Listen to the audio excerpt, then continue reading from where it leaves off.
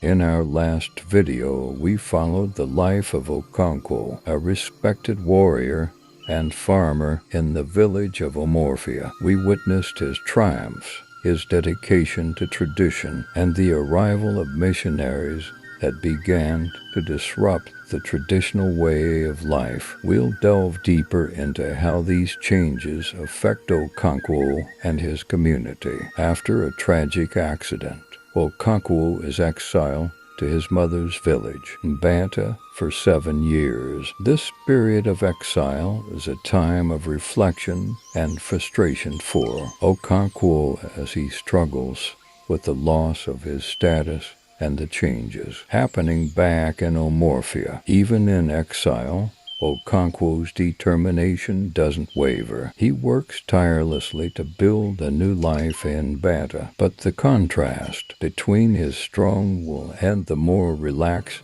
attitudes of his maternal relatives leaves him feeling out of place. Meanwhile, the influence of the missionaries continues to grow. They build a church in Banta, and their presence begins to attract converts, including some of Okonkwo's own family members, which heightens his frustration and sense of betrayal. One of the most painful blows to Okonkwo comes when his son, Nwo, joins the missionaries. Nwo's conversion represents a deep personal and cultural rift, further alienating Okonkwo from the world around him. After 7 long years, Okonkwo finally returns to Omorphia. However, he finds a village much changed. The influence of the missionaries has grown stronger, and the once united community is now divided. Determined to restore the traditional values of his people, Okonkwo tries to rally the village to resist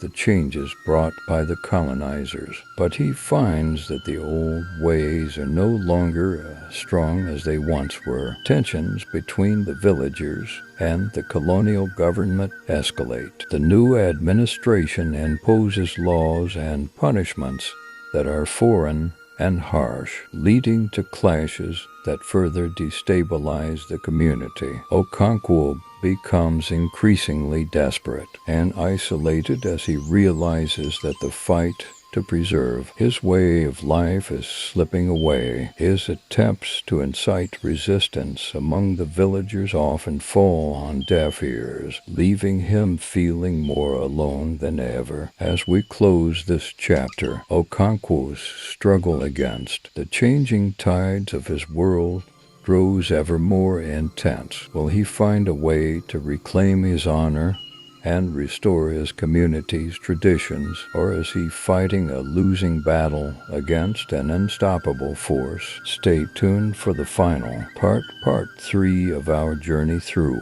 Things Fall Apart by Chinua Achebe. Thank you for joining us today. If you enjoyed this video, please like, share, and subscribe to stay updated on our literary adventures. Leave a comment below about your thoughts on Okonkwo's journey so far.